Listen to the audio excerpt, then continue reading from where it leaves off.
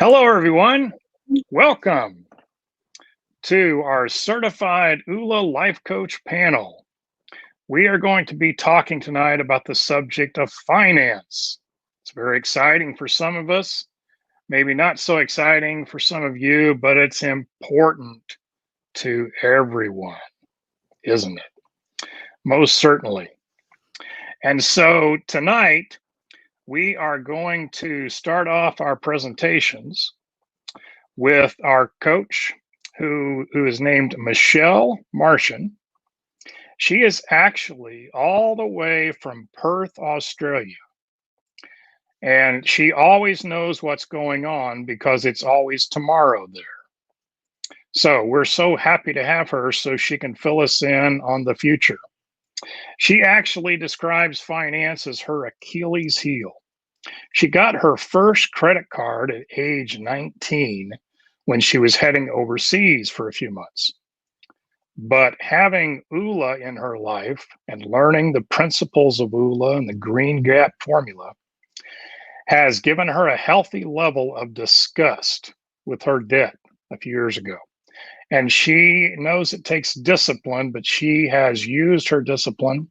And for the first time in more than 30 years, Michelle no longer owns a credit card. So, Michelle, let's find out just how you did that.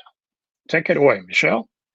Thank you, Kevin. Yes, I think it's a skill being a Martian that I always know the future. That's right. Anyway, thank you for that lovely introduction. So first of all, a disclaimer, I'm not a financial planner. I'm just a girl with a shizload of debt. I turned 50 and I realised that the only thing I could change was myself and my habits. I put a sticker on the Oolapalooza dream, the surfboard at Oolapalooza, and it said pay off $52,000 in 52 weeks. And I had no idea how I was going to do that.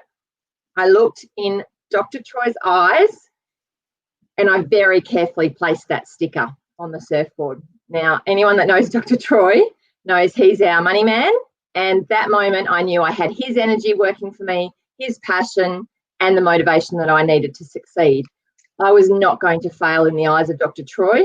I was not going to fail in my own eyes. This time, I was going to succeed. So the first thing I did when I got home was I learnt my numbers.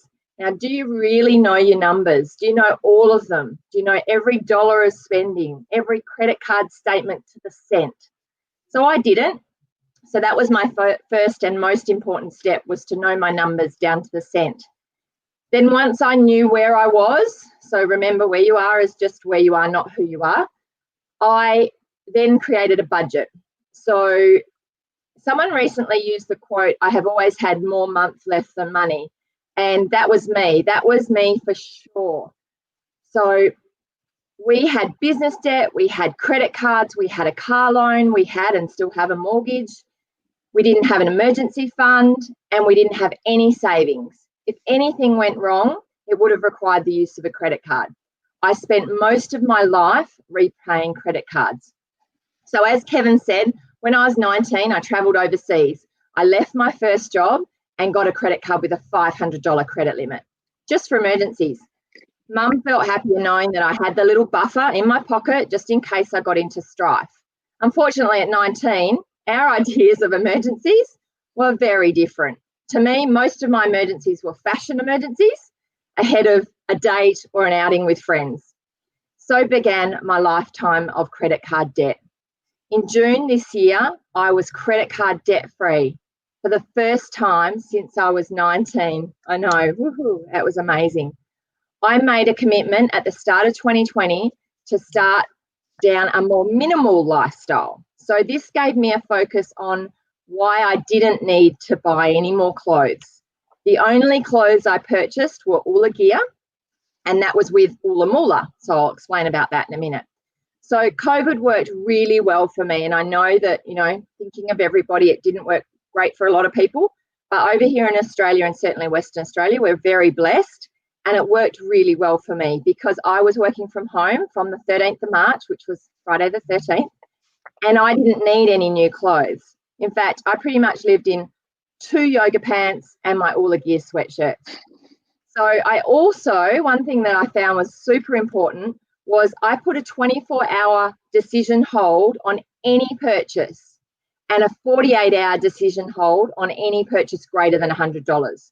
So I can tell you this was powerful. It does cause a few stressful moments when there's a sale that's a 24-hour sale, but it's really powerful. It really makes you analyse every single purchase. So here I am. I've got my budget in place. Now I wanted to cut my spending down. I embraced Dr. Troy's green gap with all of the ideas around maximising the gap, apportioning the gap, 45% into investments. So for me, that was emergency fund and shares, and 45% into debt reduction and 10% for fun. So I held a garage sale. I sold items on Facebook Marketplace. I did the buy and sell and swap page. All the things. I sold my gym gear. I cleaned out my shed, all the things. So next I needed to start building a side hustle to maximise the gap. So this is where my OolaLife coaching business came in. I started earning Oola Moola. I realised that as a spender, I wanted to still be able to enjoy some of the lifestyle treats that I'd had in the past, but focus on that extra income, that side hustle income. So one really important habit that I introduced was paying off my debts on payday. I didn't let the money sit in my bank account and tempt me. I have an emergency fund bank account, which is now sitting pretty with $7,000. I have an Oola bank account where all my side hustle money goes in. And I have 2 everyday bank accounts where my fun money and my bills are paid from. So I decided to change my mindset from spending money on stuff to spending money on shares. So this was a real shift for me because I am always said I'm a spender. So now I'm a spender, but I'm a spender on shares. So I still keep that mindset, but I've converted what I'm spending on. But I can tell you, buying shares is so addictive. It is so addictive. I have to be really, really careful here that I don't go crazy on shares and put my debt regime out of balance. The first shares I purchased were actually in the company that I work for. So it's a publicly listed company. And now I feel I've got skin in the game, real skin in the game. So even though I am such a small portion of the big picture of the business and I own such a small parcel of shares, this has changed my perspective in my role that I have in my company. I'm growing my own assets each day. Every day I go to work, I'm building my share portfolio. I love it. So the other thing I did was unsubscribe to all my subscriptions by putting a hold on my credit card initially as I was paying it off. So I rang them up and said, hold all purchases. The emails started. There's a problem with your billing, Mrs. Martian. Billing that I hadn't even realised had been coming out. Honestly, it was constant. Calls, emails. They're very quick to tell you when there's a problem, I can assure you. So thanks to those emails, thanks to those very quick phone calls, I was able to close all those extra subscriptions really simply and really easily. So this actually amounted to hundreds of dollars a month that I didn't even realise was coming out of my credit card every month. The only subscription I now have is Netflix, and obviously with staying at home, that's quite valuable. So instead of going out during COVID, after all, you know, what was going on, we stayed in. Hubby cooked great meals and we enjoyed eating takeaway at home. He found great recipes. Honestly, the cheeseburger casserole recipe is still a favourite. Seriously, it tastes like a cheeseburger. It's amazing. It's healthy, it's delicious, and it tastes like a cheeseburger. We were having takeaway at home. We also got back into hiking, which was great for our budget and health. So far in 2020, we've paid off hubby's $5,000 credit card, my $7,000 credit card, and $23,000 of business debt. We're now starting on amazing. We're now starting on the $35,000 car loan, and this will be paid off by April. So at that point, we will have paid off over $70,000 of debts. Plus, we're paying an extra $500 a month onto our mortgage. Thank you. And we've saved the $7,000 emergency fund. So, and the nice little share portfolio, of course, don't forget that. So some of the things we've done, we've even booked a 7-night camping holiday costing a total of $246 for the campsite in the northwest of Western Australia for September. Having fun doesn't have to break the bank. The trip has replaced a really expensive European overseas trip, which is obviously now cancelled thanks to COVID. So when I was paying off my debts, and still am, I didn't look at the interest I was paying. I looked at the balance on each card. I focused on paying the smallest balance first. Now, some will say, and I understand this, hit the highest interest rate first and smash that. And that's perfectly legitimate. But for me, it was a 19.99% car loan and it had $35,000 still owing. If I'd started there, I'd probably still be paying that off and I would have lost interest by now and I would have still had credit cards, still had the car loan and wouldn't have had those small wins. For me, I needed small wins often. I started with the smallest debt, the credit card, paid it off, closed it, moved to the next smallest. I paid off a little over the minimum on the other cards, just so they were ticking over a little bit faster. But that's one by one, the debts fell and that's how I did it. So working together and focusing on debt repayment is powerful. Hubby and I are working on this together. We had a separate bank account and now we have one together. And it's really, for me, for us, it was really important. So here's an example. Hubby was asked to work 6 days a week for 10 weeks. He normally works 4 days a week. He's a tax accountant. So instead of taking the days off in lieu, which he would normally do, he asked just for this year, would they please pay him those extra 2 days? And they agreed. So this boost to our budget has made a huge impact on smashing debt even faster. I see it as a video game of debt. Pew, pew, pew, pew, pew, pew. So speaking of video game, I'm a visual learner. And so I created this sheet,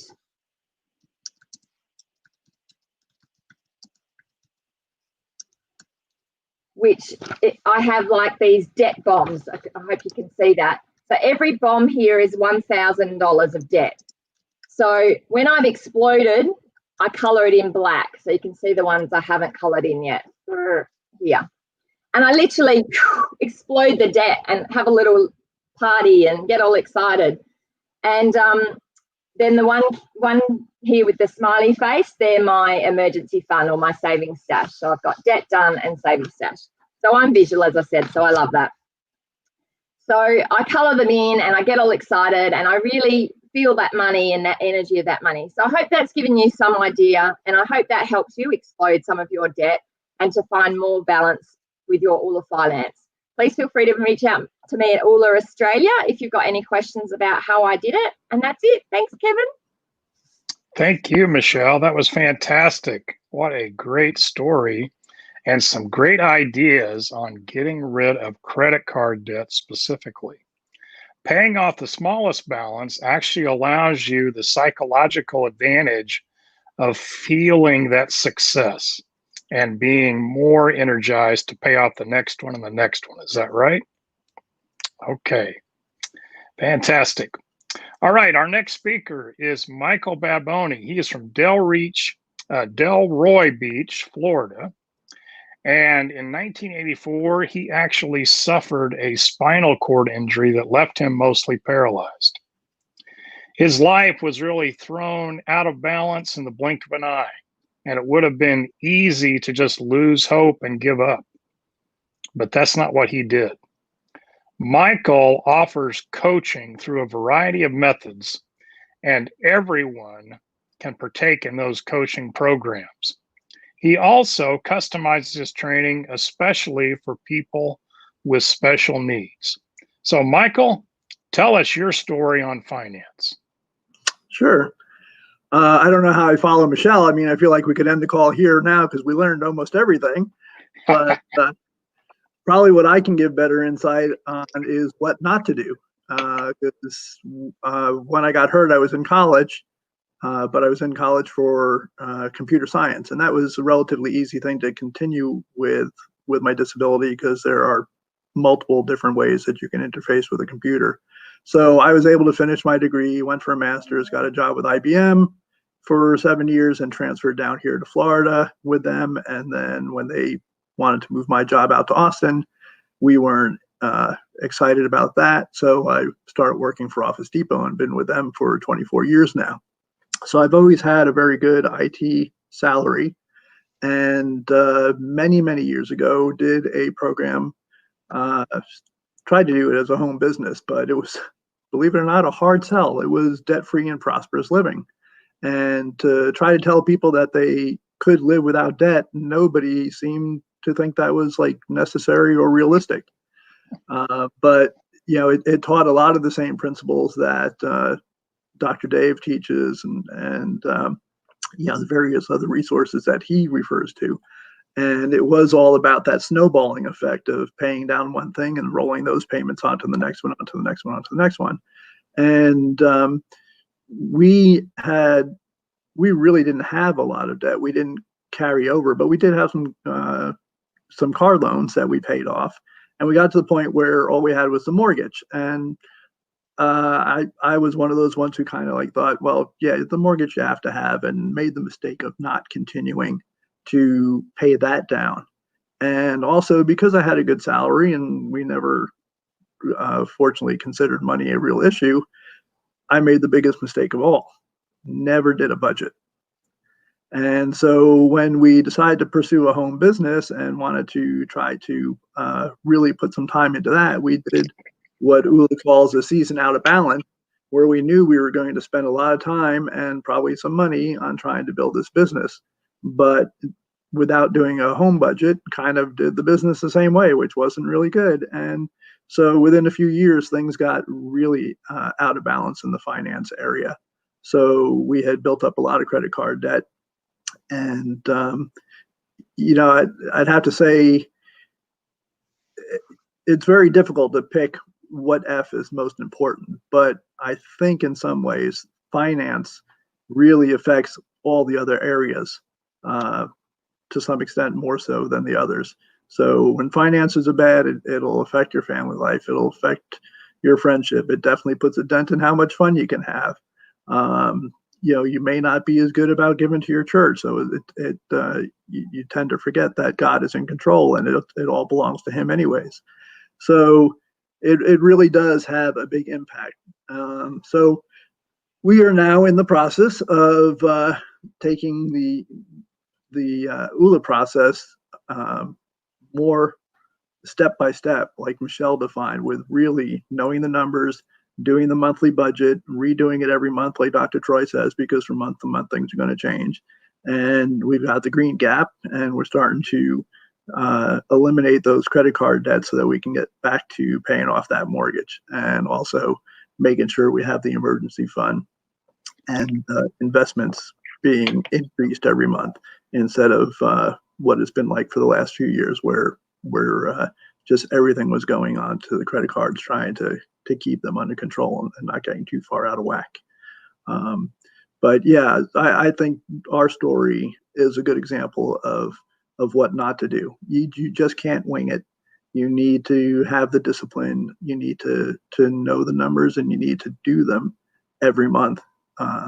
So I'm really impressed by Michelle's dedication and the little tools that she's made up for herself to make it fun and to keep it accurate and on track. So, but I would also encourage, like they said, make sure you're working on things that give you those small wins, because every time you get to pay off one of those cards or cut them up, that's just so much more motivation to go on to the next one. And like Dr. Troy says, don't forget to have a little spot in your budget for some fun, because it doesn't have to be expensive. There are a lot of ways to have fun without it being expensive and without it hurting your budget. But you got to make sure that you don't go totally monistic on it, because if you don't see what you're working for, some positive effect that you're working towards, then you'll also start to lose interest. That's great, Michael. Thank you for sharing. Yeah, it's important to know what not to do just as much as it's important to know what we need to do, right? Yes. Which is why we're all here. We've all got success stories where we've done the totally wrong thing And we've just, maybe recently learned, some of us more may have learned it more in the past than others have, but there are right things to do, definitely, when it comes to finance or fitness or any of the F areas of life. Okay. Our next coach is Colette Smith Pickard, and she is from Peoria, Arizona. She has worked as an elementary school teacher for close to 20 years. So everyone give her applause for that, please. Anybody being able to do that. And she is also a wellness educator. She has a passion for educating and helping individuals from childhood to adulthood. And today she's going to share some great information about her own personal finance. Go right ahead, Colette. All right, thank you. I'm so excited to be here and following the footsteps of both of you. When I was thinking about my finance story, I wanted to point out that I think it's important that all of us on here, even though we're coaches, we all have some of the same struggles that so many people out there have. And we just use the ULA finance framework basically to help guide us. And so when I was thinking about my story, I do have to credit my husband to a lot of our financial one. I think he's really, I don't think, I know he is our ULA finance guru in this house. And he was already practicing and doing all of these things that we do in ULA. So it was fun to come to him and say, hey, I'm doing this and this. And he just kind of looked at me like, yeah, that's what you're supposed to do. And this is what I've been telling you all these years. And as time went on, I just realized that ULA is bringing all of these things more to the forefront and helping me become better at this when really he was already good at it all along. So I'm going to share basically a couple of examples that have helped my husband and I in our financial, and then I'm going to kind of give just a couple of tips because I know some of you are going to give some more tips as well. So way back in 2008, actually, before I even knew about ULA, my husband was already doing all of the things, and we were doing very well financially, even in that era of 2008, 2007, where it was kind of getting a little sticky out there. And we had, money in the bank. We had a good savings going. Vehicles were paid off. We thought we were doing all of the things right. And we had some big contracts with several companies throughout the United States. And some of them we had already done with our business, and some of them we had scheduled to do. And so we thought we were making all the right choices. And unfortunately, in that particular moment, we did make a very poor business decision. And that business decision caused us to kind of fall down a different path. And because of that, both good and bad things came from it. So one of the bad things being, we fell into the rut that so many people did. We lost homes, we lost vehicles, we lost our boat, toys, things like that, all the things that we had fun with. And on the flip side of it, it caused us to kind of relook at our money. And going back to Michelle, this is where my husband actually learned about stock option trading. And so it helped us and is still helping us tremendously with him learning how to do that. It instantly, even though we were losing so much at the time, it was replenishing our savings and our cushion. And so even at that time, I think the biggest lesson we learned, without going into too much detail of that story, is that we didn't have a big enough cushion. And I know in ULA, we say to have, 3 months or more of a cushion. And at that time, when we thought we were doing all the things right, we actually had a 6-month savings, and it was not big enough. So I think that's the biggest takeaway from that story that my husband and I learned, is that we had to come up with a bigger savings, a bigger cushion for us. So if you fast forward through all of that and kind of go through our times of struggle and, building up our our credit and, paying off all of the things we had. We had to go rent a home for a while. I mean, it was tough. My husband came home from his job that he had had for 23 years and told me he wasn't working there anymore. And this, again, is where that stock options trading was really, really beneficial to us. And because he was still doing that, he was able, we actually had almost a year's worth of savings at that time. So even though he was not at his current job anymore, we still had that cushion and felt we could be okay. And then 2020 hit, right? We all were not expecting that. We're not expecting all that we're still going through, but we are still doing very well because of the stock options tradings and things that he has been doing with that. So I would really look into that and find out more about it. He's, like I said, he is my guru when it comes to that kind of thing. So a couple of things that I would share with you that we kind of live by. I mean, we were talking about this together the other night, and we came up with 4 basic tips for anybody that is wanting financial ULA advice. And I was very proud of him because, like I said, he's my guru, but he doesn't know he's really speaking ULA, but he is. And I was so proud of him because some of the things he said, I was like, that's exactly right. So let's see if you can hear some of the things he said. First one was what Michael said, and that was to create a budget, a true budget. You have to know your numbers, just like Michelle said. You have to know what's going in. You have to know what's going out. You have to know how much you can put away in different spots. And like I said, ULA says about 3 months. We had 6. Now we have 12. And so we're still doing okay, even in the time and the situation that we're in now, because we did have a larger, so 2008 really helped us get that cushion even bigger. But the key is you want to get any kind of a cushion that you can afford. Anything you can do is ideal. The second thing we talked about was finance. I know we don't finance a lot of things, but there are certain things that you might finance. You want to finance for a very, very short amount of time if you do finance anything like vehicles or things like that.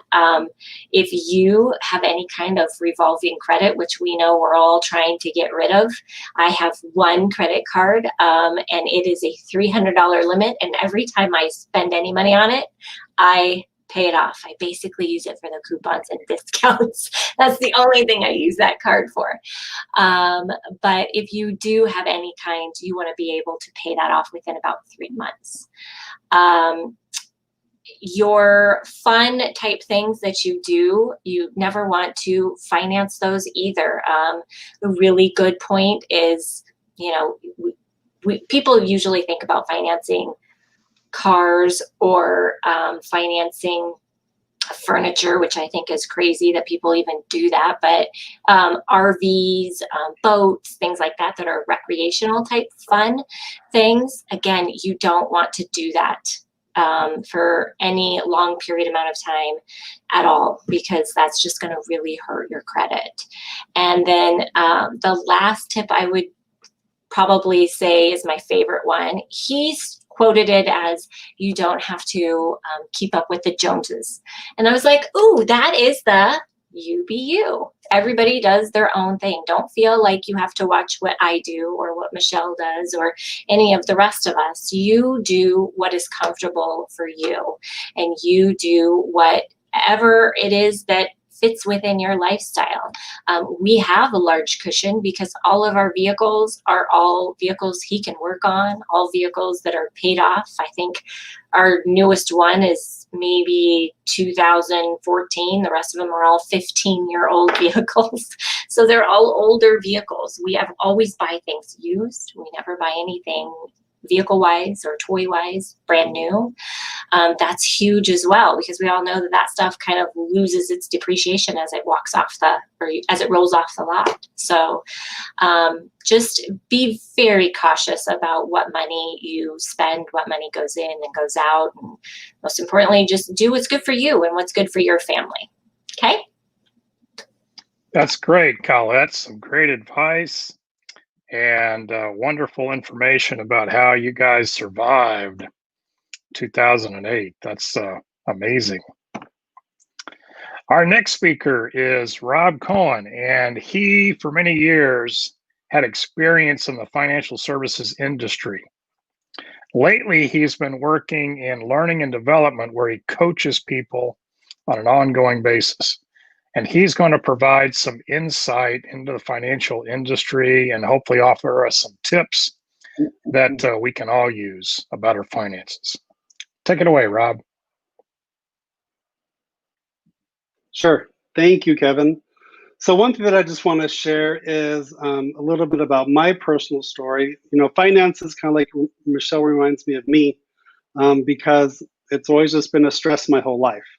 And, you know, not knowing how to manage it or do it, it was just always kind of flying by the seat of my pants. And I ignored everything my dad said, which wasn't good because he did have a lot of good things to say about money. But I just didn't do a lot of it. So throughout the years, I've always struggled with debt and a lot of debt and off and on. But one thing that really helped me was in 2008, speaking of that, Colette, it was a hard time for us too for different reasons.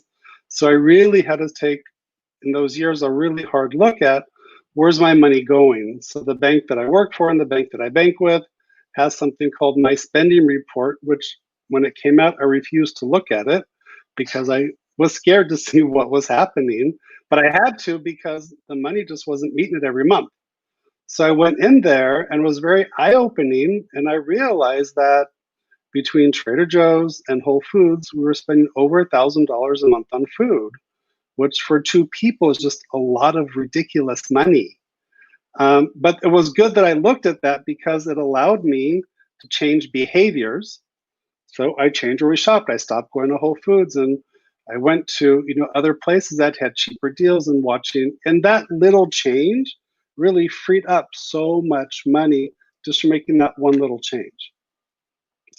And now we're on track we're working on our debt again. And by the end of the year, we're going to have 5 accounts paid off.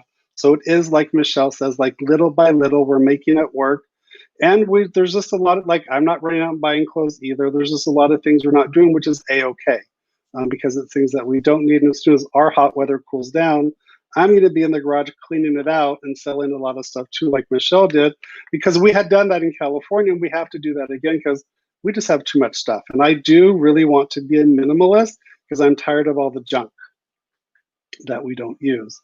But in banking, one of the biggest things that I've been in banking for 35 years, and one of the biggest things that we still see are people have no clue what's in their account. They think that they go on online banking or they go to the ATM and they take the receipt out and they think that's what they have. They're not taking into consideration that maybe they did write a check or maybe they have automatic payments. I remember having somebody come in, this guy with this ATM receipt, he said, I had $1,000 yesterday, now it's all gone. What'd you do with my money? And you know, when you sit down and go over the transaction, go, oh, I thought all those cleared because in my mind, they were already cleared.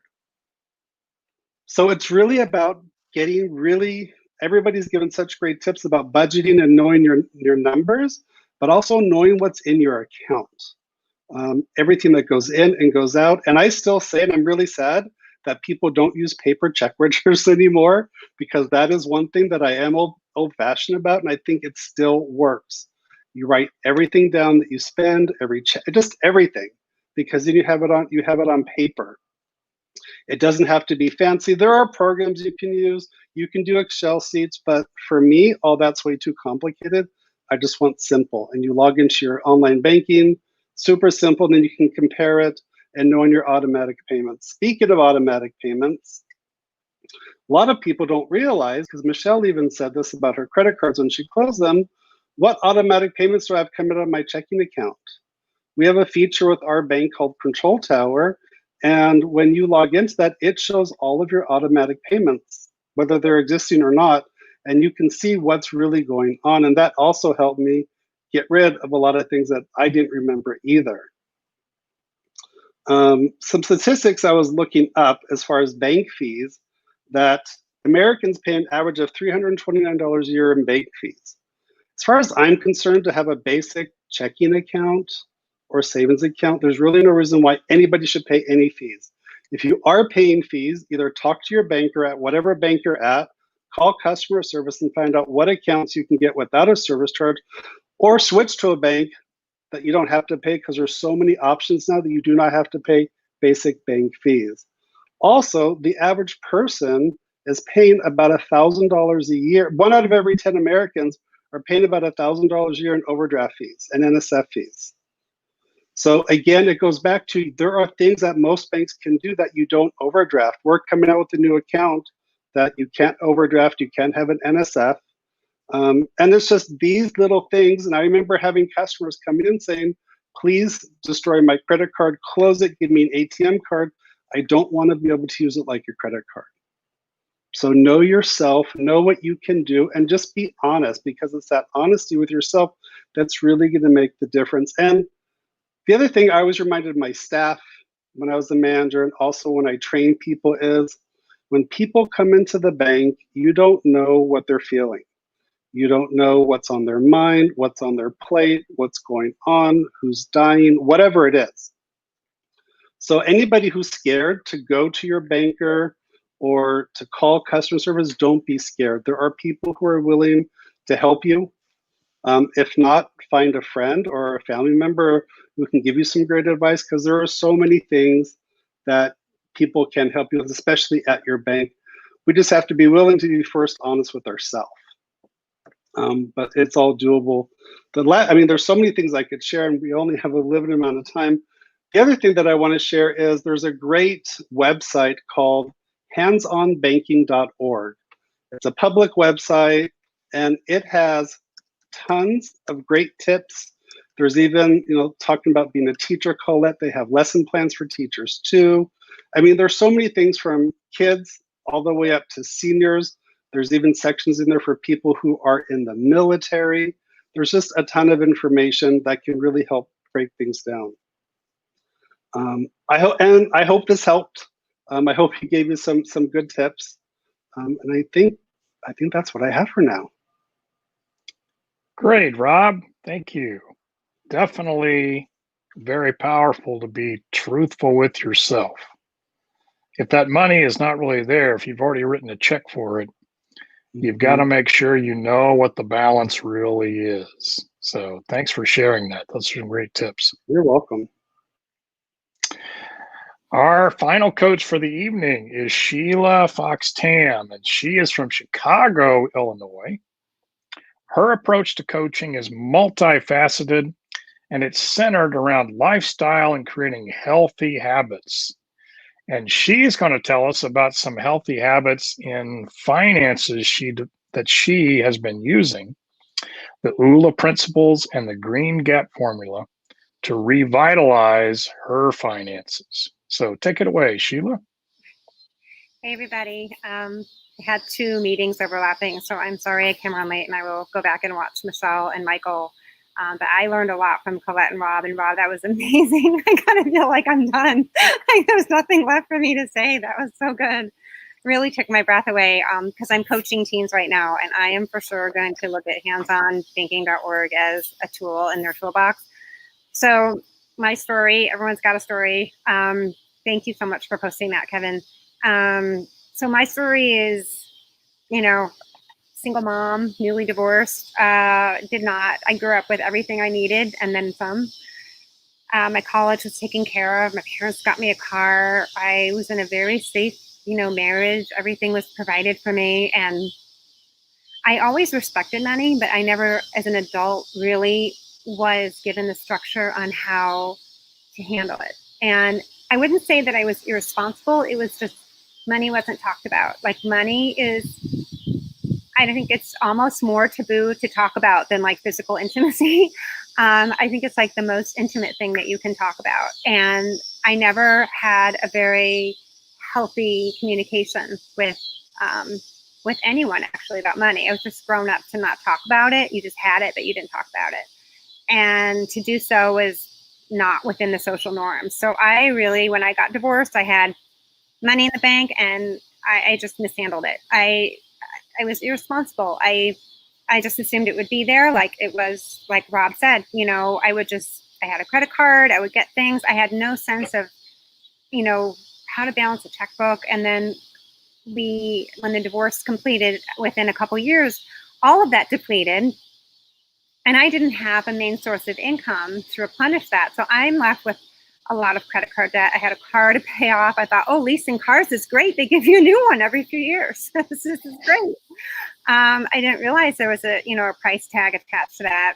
I still had student loans. And so I had made a commitment 2.5 years ago. Well, so Rob had mentioned like reaching out and asking for help. And I felt like I did that. And I was actually crying, like really just in a very low place. I felt like I reached out to family. I reached out to my bankers. I just said, who can help me? Like, I need a financial planner. Like, I need, like you need a trainer. You need to lose weight. I need a financial planner.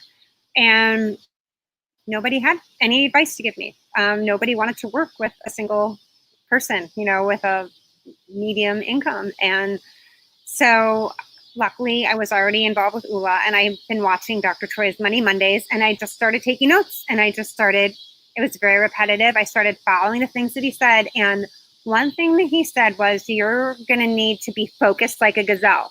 Like if you really want to reach that goal in finance, you need to really hunker down. You need to, scale back on whatever it is, take out trips until you get that paid off. And I'm going to give you 7 tips in just a minute. And so, but that was the mindset. I was like, I kind of felt like, okay, now I have someone on my team. Like now there's someone I can actually get advice from that will help me. And I went to one of the first UlaPaloozas, and I told, Dr. Troy, like this was a big goal of mine. And then I was trying to remember what year this is as I look at this was 2018. So my 21 stickers. So in ULA, we set 21 goals every year. And my dream was to be completely debt-free by May of 2019. And then each of the little finance stickers was a milestone to reaching that goal. And just to fast forward to the end of the story, May of 2019, I hit that goal. So just over a year ago, I became debt-free. It is great, but you know what? I don't buy a lot of clothes. I don't have a fancy car. I don't go on fancy trips and we don't eat out hardly at all. When we do, my kids are like, oh my gosh, we're eating out. This is so exciting. But I'm teaching them healthy habits. They all know kind of what a budget is. Like they get the idea, you don't want to spend more than you earn. And so the meat of my story was I had maxed out my credit card. And then I had all those other things I talked about. So I had to pay off my car. I had to pay off my student loans. And then my Coakley receiver.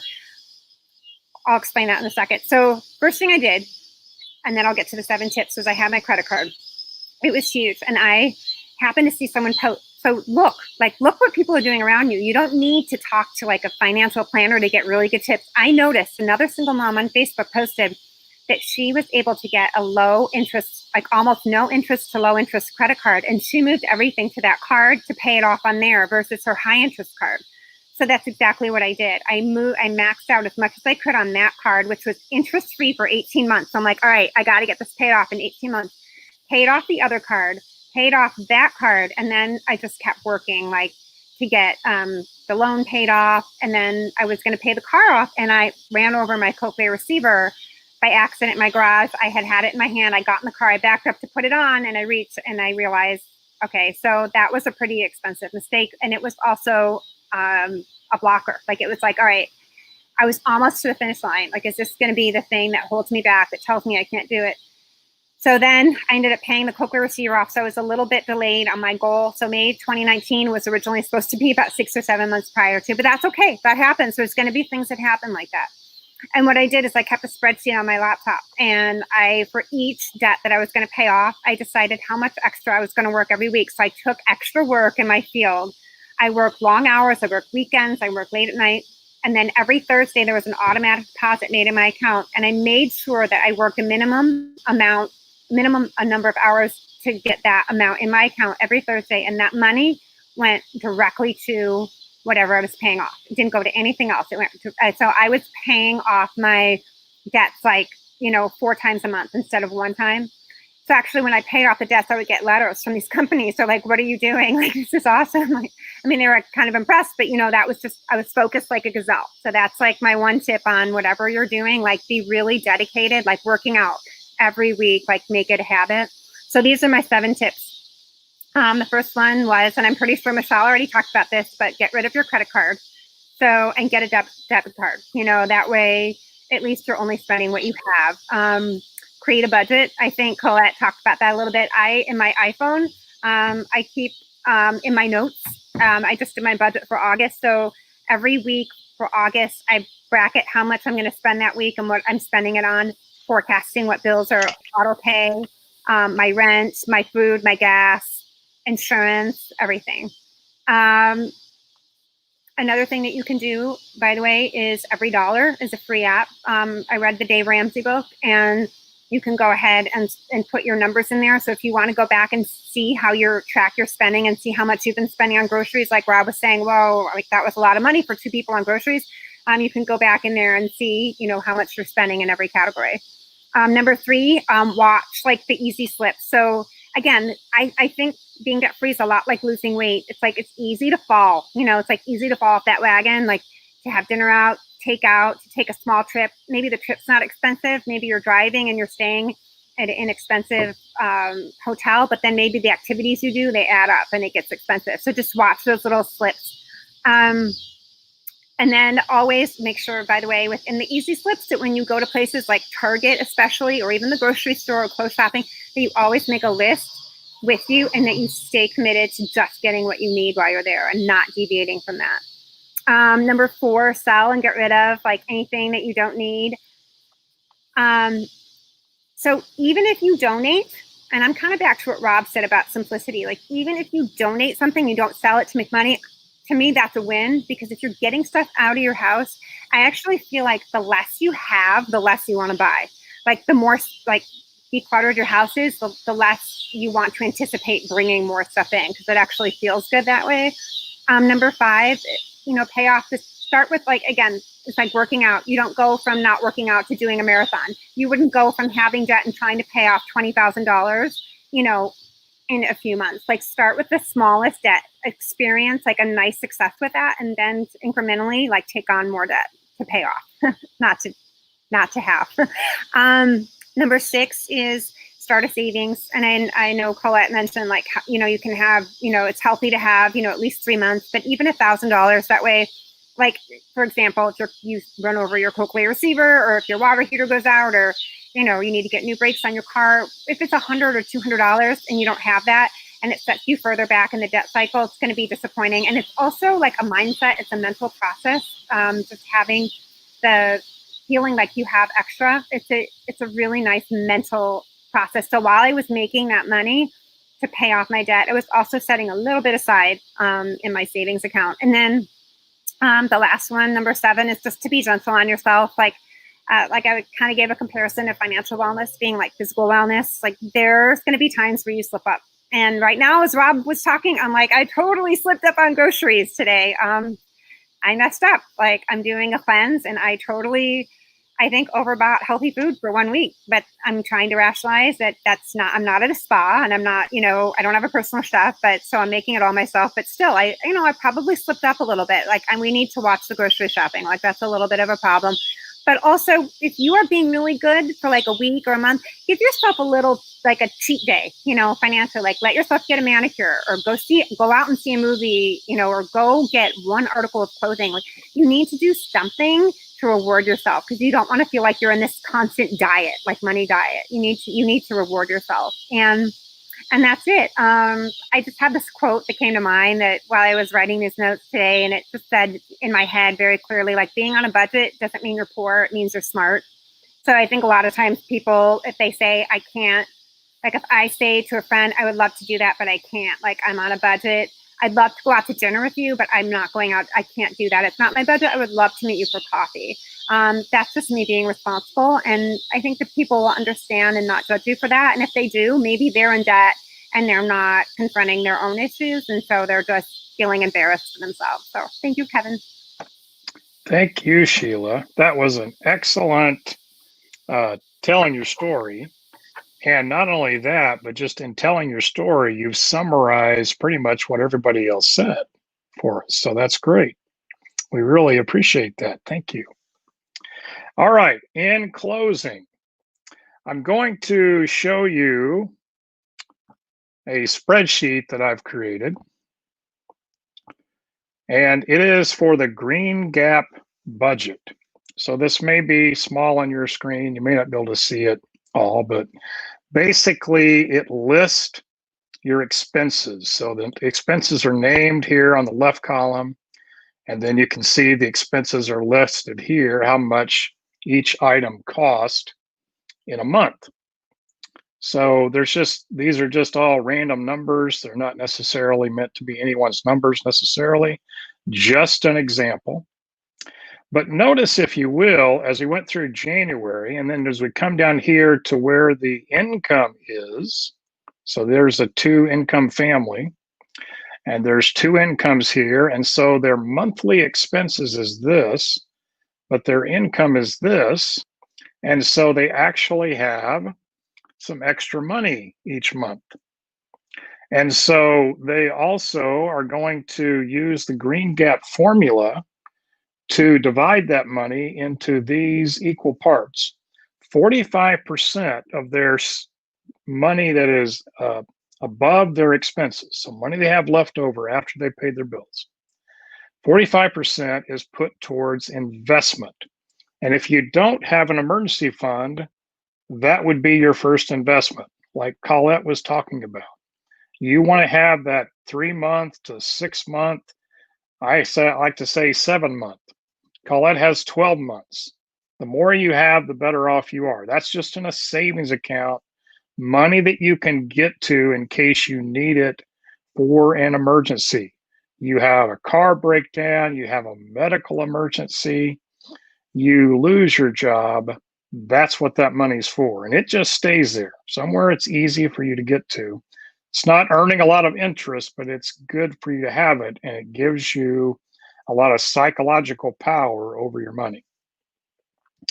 With 45% also is going to be used to pay off the debt.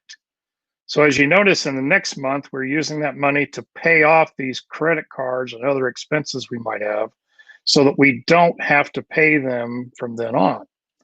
And as we start to pay off these credit cards, well, our gap is going to start increasing. That makes sense, doesn't it? And so as our gap is increasing, we can start paying off debt and also investing more money each month. Now, 10% is what Michael was talking about. We're leaving a little bit of money left so that we can at least have fun. So $90 in a month may not seem like a lot of fun, but there are a lot of fun things that you can actually do. You can go to the park if you have children. You can go to the park if you don't have children, but that's one place they like to go, and to the playground. So think of free things that you can do. You can go hiking, you can go walking, you can go into nature, and you can enjoy and have a fun time as a family or as a single when you do things that are free. Everything doesn't have to cost money to be fun. But as we are able to pay off those bills, our fun money each month starts to increase also. So in summary, the Green Gap formula is really this: establish a monthly budget. Identify what your green gap is. So that's what we're looking at here in this field.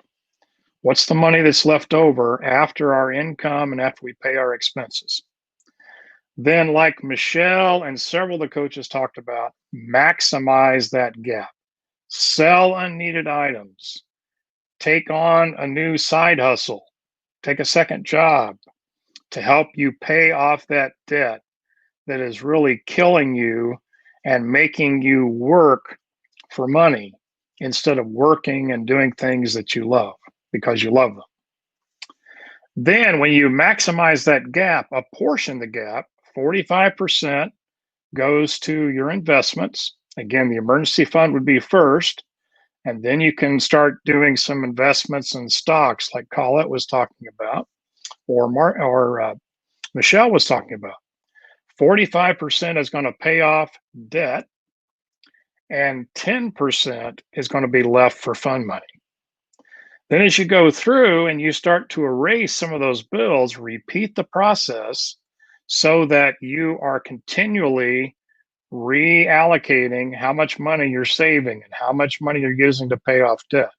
And paying off debt includes paying off your house, which is where my wife and I are now. That's all we have left to pay, is just to pay off our house. And so we have recently refinanced the house to get a 15-year mortgage so that it is less years. Like one of the coaches was talking about, always use less time to pay something off than more if you can, because the more time you use, the more interest you're paying. And then finally, utilize dollar cost averaging in your investments. So this is just an example. If you started with $1,000 in, let's say, a mutual fund or a mixture of mutual funds and bonds and stocks, and you invested it for 10 years, and you also made a monthly contribution of $400, like we talked about here. And let's just use a fairly conservative rate of return because the 50-year rate is around 10%. We'll just use 7. So after 10 years, you would have around $71,000. After 20 years, look how this blossoms. It's not just double, it's 200,000. After 30 years, it's more than doubled again. And after 40 years, it has really over doubled again from what it was with just 30 years. So when you are young is the perfect time to start investing your money every month and use the dollar cost averaging principle to maximize your money and maximize how much money you end up with when you are ready to retire. Now, again, these are only projections, no certainty on any return or investments, just like, as I'm sure Rob says all the time in banking. But this is the kind of income and investment total you could come up with in just doing this little bit of investing every month over time. So, thank you very much, everyone, for being a part of our presentation today. If you would like a copy of this spreadsheet, you can add a message to this live broadcast we're doing, and I'll be glad to send you one. Please give me some way to reach you, and we'll be glad to perform that with you and provide it for you. Also, just before we leave, this is the book that we are using, the principles from this book, OOLA, Find Balance in an Unbalanced World. We are all certified OOLA life coaches, and we are all happy to help you not only in finance, but in all areas of life. So we will also have a link for our coaches directory so that you can find a coach if you're interested in learning more, and you can reach out to any of us on social media as well. Thank you, everyone, and we're going to sign off for today. Have a great day.